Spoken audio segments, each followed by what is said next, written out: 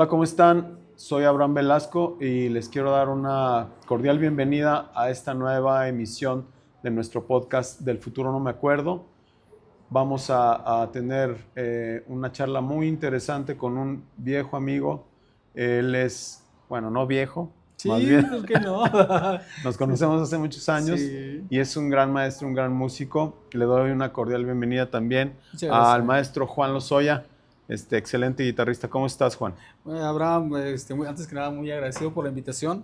De verdad que sí. Y sí, con eso de que somos viejos amigos, pues son más de 3 décadas ya. O sea, Ya es un ya rato. es un buen rato de esta relación, de amistad y de compartir esta música en algún tiempo, ¿no? Con en paz descanse el gran maestro Raúl Stalbor, que hicimos Claro, algunas cosas ahí. claro. Y no, pues muy bien, muchas gracias.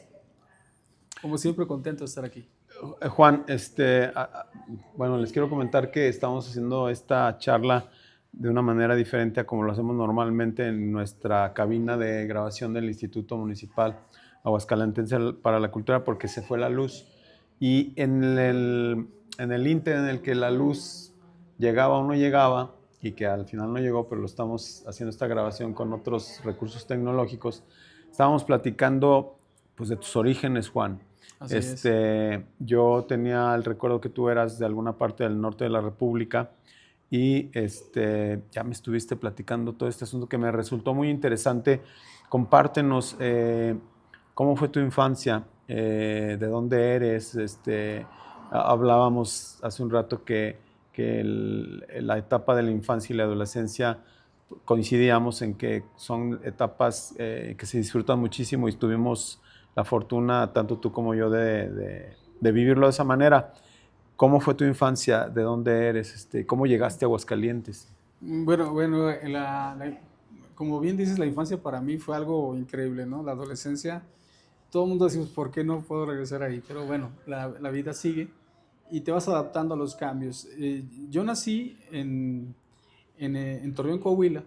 Eh, bueno, al menos ahí dice mi registro que nací, pero me crié prácticamente a partir de los 5 años en el Estado de México, pegado a lo que hoy es CDMX, ¿no? O Ujú. sea, en el Estado de México, en el área llamada Tecamac, Estado de México, que por cierto ahí está, a un costado está el ahora actual aeropuerto Felipe Ángeles. Pues esa área fue mi área donde viví cuando era un niño. Y la verdad que yo recuerdo toda esa parte con mucha felicidad porque, digo, hoy la mancha urbana ha absorbido a toda esa área. Ahora no puedes distinguir cuál fue campo alguna vez Claro. o qué fue ciudad o qué fue ciudad. Pero en esa época eran 32 kilómetros de bosques, Zona rural. zona rural totalmente. Y esa era el área donde nosotros nos desarrollamos como niños y donde pasé prácticamente mi infancia hasta los 15 años de edad, más o menos aproximadamente. Ahí estudié la primaria, ahí estudié la secundaria, y entonces, precisamente en el aeropuerto Felipe Ángeles era una área militar, y en esa área militar estaba la escuela militar, y entonces ahí estuvimos estudiando nosotros. Mi padre estaba muy ansioso de vernos como militares, ¿no? Hechos y derechos. Entonces nos inscribió en esta escuela militar y ahí hicimos parte de la vida de la educación, que hoy en día, vuelvo a decir, es el aeropuerto, pero en aquella época era una área militar en la cual tú entrabas para en un futuro asignarte algún área militar, medicina, había música inclusive, ingenierías, o sea, había una diversidad, pero la verdad ni a ninguno de los que estuvimos ahí nos llamó la atención ser militares. Yo tenía la idea, porque pues, conocí a tu hermano Gerardo, Ajá. que solamente los hermanos Lozoya eran tú y Gerardo. Y resulta que, ¿cuántos fueron? Fuimos 11. 11. Bueno, lo que pasa es que hubo hermanos, hubo hermanos mayores. Solamente tengo una hermana ya mayor que yo, ya los demás fallecieron. Y tuve varios hermanos menores, también fallecieron muy niños. Debido a, me imagino que en aquella época pues era un poco complicado, quiero pensarlo de esa manera, para cualquier familia, criar tantos niños, ¿no? O Claro. sea, en algún momento de la vida era todo un reto, ¿no? Si hoy en día con 2 o 3 que tenemos es todo un show, Sí. pues creo que en aquella época con 11 era una situación complicadísima. Y de los cuales hasta la vida adulta sobrevivimos 6. Mm, Esos fueron los que vivimos hasta la vida adulta, y hoy en día solo quedamos 4, ¿verdad? Todos wow. mis demás hermanos pues ya fallecieron, pero bueno, o sea, como cualquier ser humano dejaron un rastro para nosotros, al menos para mí, inolvidable, ¿no? O sea, Claro. pasar mi infancia al lado de ellos, recordarlos como adultos, bueno, lo mejor de la vida.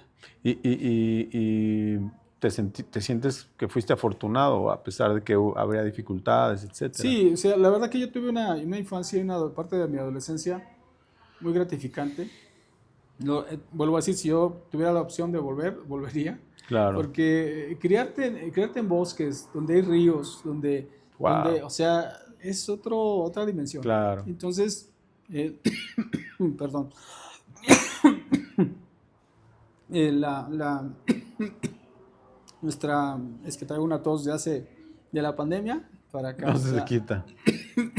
estoy en tratamiento, pero Ujú. bueno, el chiste es que fue una parte que yo recuerdo con mucho cariño porque, por ejemplo, los días que estamos pasando ahorita nosotros, de lluvias, aquí en Aguascalientes, allá un día lluvioso era salirte a la lluvia y no, hombre, era Los arroyos que se formaban y todo ¿no? ese rollo. Y era algo fenomenal. Entonces, todos esos aromas, todos esos colores, sabores, son cosas que no se te olvidan. Todos sabemos cómo huele la tierra al mojarse, pero imagínate vivir de eso todo el No, tiempo, hombre. ¿no? O sea, entonces, pastizales, sembradíos, Claro.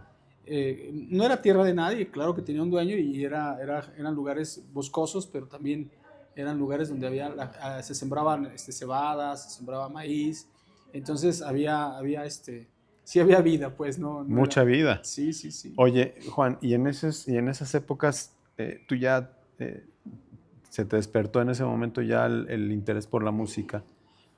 En esa etapa, hasta los 15 años. Yo empecé a tocar a los 13, Ujú. pero debido a que entré a la secundaria, en la secundaria tenía un área de música muy, muy buena, muy bien impartida por un maestro que hasta la fecha ha sido una de las personas que más han influido en mí, en mi forma de pensar acerca del arte, ¿no? O sea, el maestro adoraba el arte Ujú. y era un músico muy capaz. No era un músico militar, pero lo tenían en la base aérea Ujú. de Santa Lucía, que era donde estaba ahí la escuela, como parte de algún convenio con la Secretaría de Educación.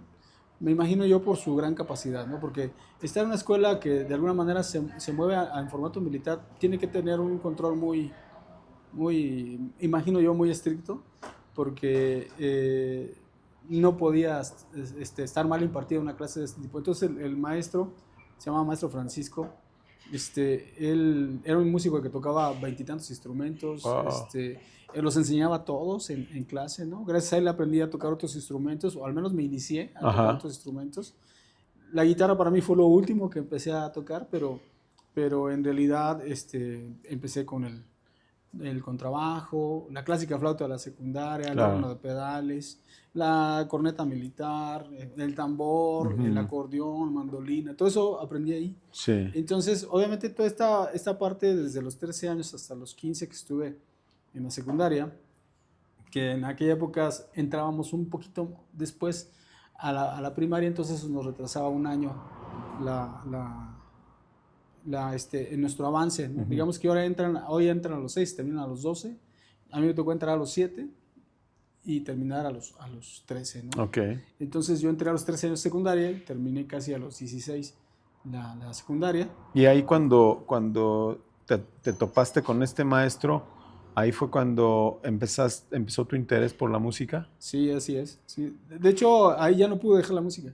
Ok. O sea, yo entré a la escuela y pues todo el mundo queríamos elegir el taller que más nos convenciera, ¿no? Cuando te asignaban a ver a qué taller quisieras dirigirte. Hay dibujo técnico, electrónica, música, mecanografía. Entonces había varios talleres.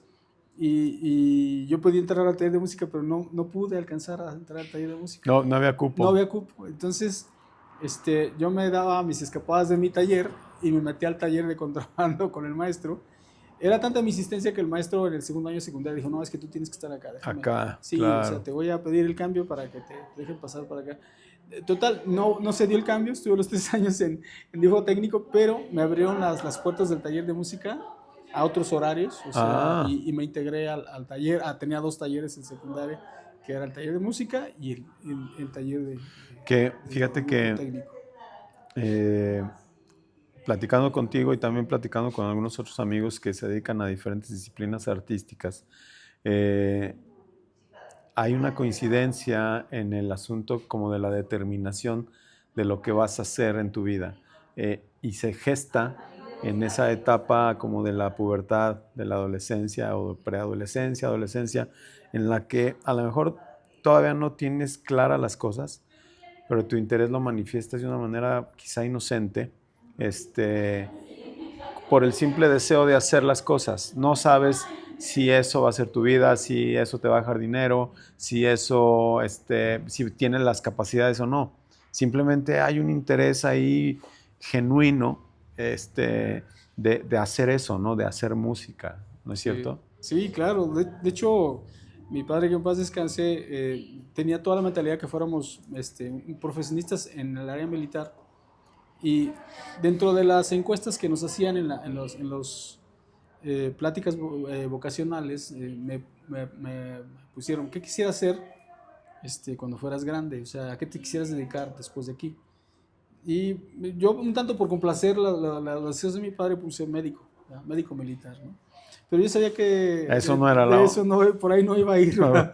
Y entonces, tú ya tenías tu plan secreto. Entonces, cuando puse eso, pues obvio los maestros tenían, en algún punto el maestro de taller de música fue nuestro tutor, nuestro asesor, perdón. Ajá. Y ese asesor leía todo lo que nosotros escribíamos, ¿no? O sea, como para darse una idea qué quiere cada uno.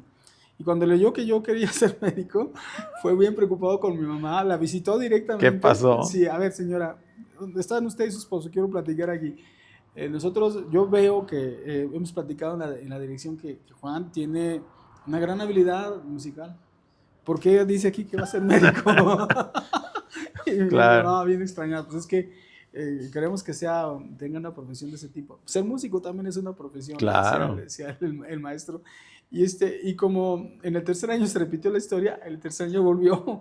Y entonces ahí ya el maestro le dijo directamente a mi mamá.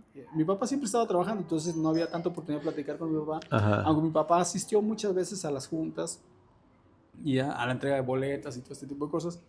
Finalmente, a quien siempre se encontraba el maestro cuando era tu mamá. Entonces, ahí estaba yo sentado escuchando la plática de ellos y dijo el maestro, todavía recuerdo como si lo estuviera viendo ayer, dice, señora, no sé qué voy a hacer, pero su hijo tiene que entrar al conservatorio. O sea, este muchacho no puede no cursar el área de música, tiene que hacerse músico. Desarrollarse, porque tiene esas cualidades. Tiene esas cualidades, tiene esas habilidades. Es bien curioso porque, digo, no lo quiero poner en contexto como con esto, ¿no? Cuando yo me integré al taller de música, el maestro estaba viendo un tema con los alumnos que eran mis compañeros ya desde a partir de ese momento, y yo los tenía escrito, todavía recuerdo el nombre, El amor es triste, ¿sí? ¿no? Entonces yo tocaba la flauta, ¿no? Entonces, esa era una pieza, una melodía. Una melodía completa, ¿no? Sí, sí. Y entonces yo le pedí agarrar el acordeón y le pedí una explicación de dónde estaban las notas en ese momento. Este es do, este es re, este es mi, este es fa.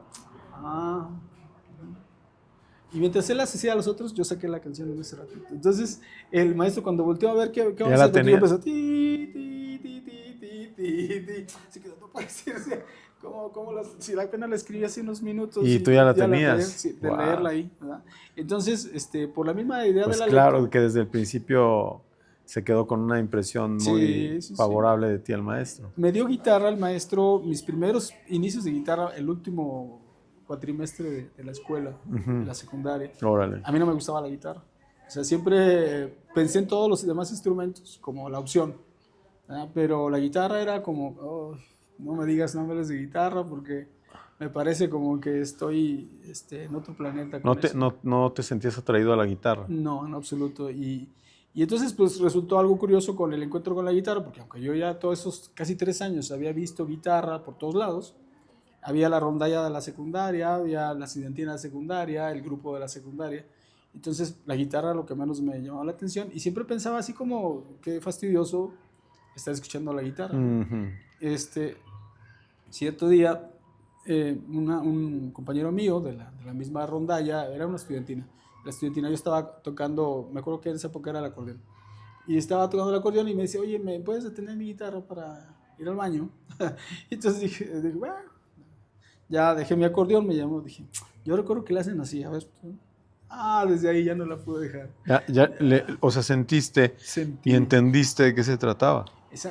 Al sentir la vibración, con rebotar en tu cuerpo, porque la guitarra acústica hace ese efecto. Claro. Para quienes no han tocado una guitarra, es agarrar la guitarra, la pones en esta posición y la caja está pegada a tu pecho, y cuando tocas, la vibración se traduce no solamente a la caja, la vibración de las cuerdas, sino se traduce al cuerpo. Claro. Y entonces eso es lo que yo me encontré mágico. Dije, caray, esto. Oye, y viceversa, la guitarra se vuelve una parte de tu cuerpo, ¿no? Exactamente. O sea, no, te transmite, pero en ese momento también, bueno, cualquier instrumento se vuelve como una extensión de ti mismo, ¿no? Exactamente. ¿Verdad? Así es, o sea, ya muchos años después, muchos años, más de 10 años después, vi una entrevista con Paco de Lucía, que en paz descanse el inmenso genio Paco de Lucía, y él decía, es que lo que te transmite la guitarra, lo que acabas de describir la entrevista que le hacían, dice, esta vibración la sacas a través de ti mismo, o sea, se vuelve una extensión de ti. Dice, pero lo primero que absorbes es lo que te obliga a decir el instrumento. Claro. ¿No? Entonces yo en ese momento no lo entendía, ya tocaba la guitarra, pero sí sentía la vibración, pero aún estaba pensando cómo decir cosas con la guitarra, ¿no? Claro. O sea, cómo poderlas conducir de manera adecuada. Sobre todo porque en ese inter de esos casi 10 años ya me había ido más por la eléctrica. Entonces había estado tocando más la eléctrica. Y bueno, la eléctrica no tiene esta conducción tan profunda con la caja. Pero de la parte de la secundaria, ¿cómo decidiste continuar? ¿Cómo fue la continuación de tu desarrollo musical? Ajá. O sea, de ahí de la secundaria, ¿a qué siguió? ¿A qué siguió todo tu desarrollo? Bueno, terminé la secundaria con este encuentro con la guitarra. Pasaba que ya enamorado de la guitarra, en esos 3 o 4 meses previos a terminar la secundaria, empecé a ver repertorio. Al mismo maestro le dije, maestro, ¿qué puedo tocar aquí que usted me pueda dar? Y me empezó a llenar de partituras, ¿ya? Y me dice, pero la guitarra se lee así y se lee asado. Y yo llegaba a mi casa y devoraba las partituras. O sea, llegaba y me ponía el fin de semana a estudiar todo lo que me hubiera dado. Y llegaba la siguiente semana y el maestro, a ver, ¿ya la traes? Sí, y la tocaba como... Y entonces me sorprendía mucho de esa habilidad, de esa facilidad para hacer música. Y me dice, no, tienes que definitivamente estar en el conservatorio, tengo que hablar muy seriamente.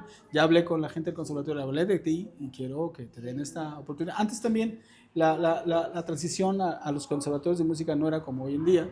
O sea, el maestro podía avalar con su firma que yo ya tenía una capacitación básica para entrar al conservatorio, cuando hoy en día ya son muchas más cosas, ¿no? Sí.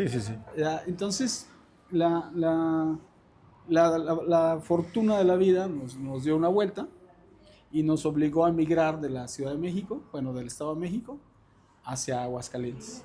Entonces, en ese inter, pues yo... ¿De qué edad llegaste a Aguascalientes? De 16, acabando la secundaria, exactamente, de 16 años. Entonces, buscando esta parte, pues me integré a una preparatoria aquí.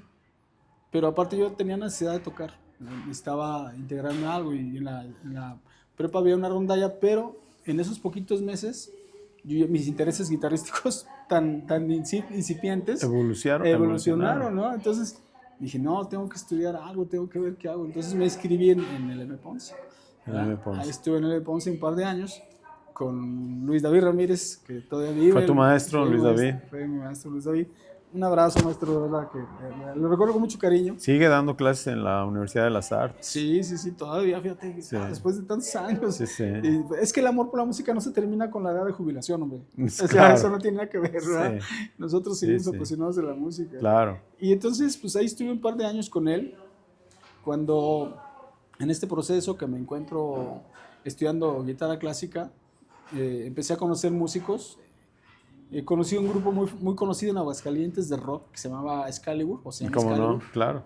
Entonces, el bajista y yo trabajábamos donde mismo. Yo no sabía que él era el bajista de Excalibur, Lalo. pero yo tenía 17 años, entonces Lalo empezó a decirme, es que yo toco en un grupo, y entonces me empezó a platicar, le dije, órale, qué interesante, me invitó a su casa, hablando de la colección de discos, no sé si te recuerdas que Lalo tenía una colección enorme de discos. Pues es un melómano. Sí, sí, totalmente. Digo, haciendo un paréntesis, en toda tu inquietud y todo tu inicio en la música, yo, yo, en mi caso personal y como en muchos otros casos, hay como una afición muy grande de escuchar muchas cosas, de estar como informándote todo el tiempo. A lo mejor todavía ni sabes tocar, pero ya estás escuchando muchas cosas. Tú ya tenías así como esa afición, porque siento que como que tú empezaste más bien directo a ejecutar, o sea, directo a estar interpretando música. ¿Y cuáles eran tus aficiones? O sea, tus artistas, tus músicos que te nutrían o te mantenían como ese interés. Fíjate que, bueno, eso sí viene muy antes todavía de que tocara. Mi padre era de Durango, de San Juan de Dios, Durango, que es llamada la zona del silencio, esta parte donde no captan los radares, no hay, Sí, hay muchas un cosas lugar que, muy especial. muy especial, ¿no? Y entonces, y mi mamá era de aquí de Aguascalientes, entonces tenían como una visión muy diferente de lo que era la música, ¿no? Entonces, mi mamá escuchaba mucho por ejemplo, a Frank Purcell, a Glenn Miller, Claro. a Ray Conniff, a Deodato, o sea, Los adultos de aquellos años era muy común que escucharan esa música, ¿no? sí. Y mi papá escuchaba a Coco Sánchez, Jorge Negrete, Pedro Infante, ¿cómo se llama este otro? Javier Solís. Javier Solís, o sea, entonces mi mamá y entre mi papá y mi mamá sí compartían la afición de la santanera, de la matancera, de Claro. Benigno Granda. Entonces toda esa música a mí me encanta. O sea, ¿Te nutrió? Sí, o sea, yo escucho esa música y me transporto. Sí, por ejemplo, la música que dice Frank Purcell y todas estas cosas son orquestales, ¿no? Sí, exactamente.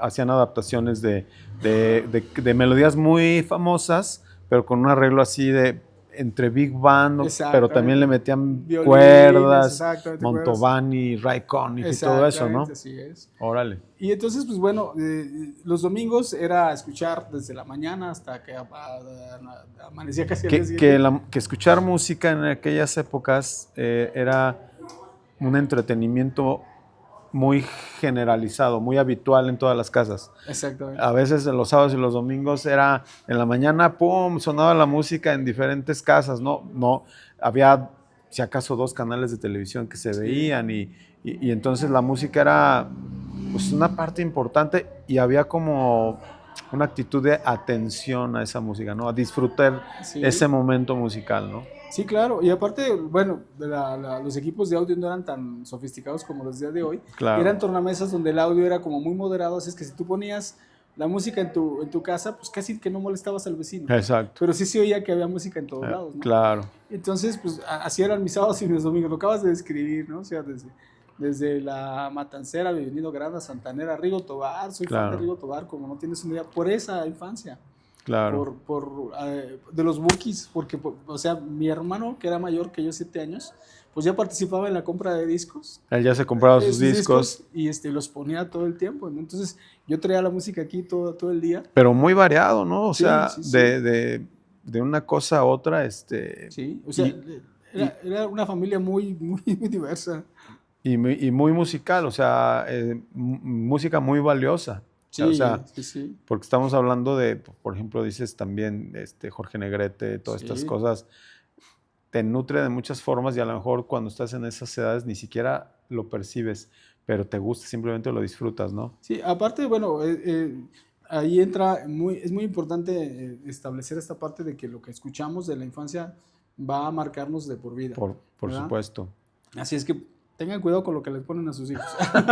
Muy importante. Sí. Porque eso va a dejar una huella muy profunda en su gusto musical. Sí. Entonces llegaste a Aguascalientes y ¿qué siguió? ¿Te metiste a la Ponce con Luis David? Exactamente, estuve un par de años con él, pero conozco al año de que llegué aquí a Aguascalientes, conocí a Lalo, a Excalibur, y me invitó al ensayo de ellos. Primero me invitó a su casa a conocer la colección de discos y estuvimos escuchando algunas semanas. No, pues porque los como clásicos del rock. Sí, sí, no, yo me hice súper fan ahí fue donde entró mi gusto por el rock fuerte. Ok. Lalo Valtierra tiene toda esa culpa. Sí, sí, sí, qué chido. Porque yo no, sí escuchaba rock, pero era muy esporádico. A lo más que había escuchado era Santana. O sea, y eso porque era muy casual mi encuentro con la música de Santana. Claro. Me apasionaba, la música de Santana. Sin saber que toda la trascendencia que ya tenía Santana en el mundo por la edad que tenía y el medio en que yo me desarrollaba, que era muy rural, pues en realidad era nada más el gusto de escuchar lo que Santana hacía. Claro. Pero al llegar aquí con Lalo, éramos compañeros de trabajo, como bien dije anteriormente, pues me invita a escuchar los fines de semana, vamos a escuchar música en mi casa. Y ahí estábamos horas, y ponía uno y ponía otro. Me leía yo era muy fan de leer toda la información, estuviera en inglés o no, yo intentaba. Entonces, y él me explicaba un poco la historia de cada banda. Es que ese era el ritual, ¿no? Sí. Yo también recuerdo que amigos nos juntábamos, oye, compré el disco de fulano nuevo, vamos a escucharlo. Entonces nos juntábamos en su casa a escuchar el disco y como tú dices, te aprendías de memoria todos los créditos y tratabas de descubrir ahí en la portada por qué esta gente había hecho esa música tan atractiva, tan interesante, ¿no? Entonces te despierta el gusto por el rock.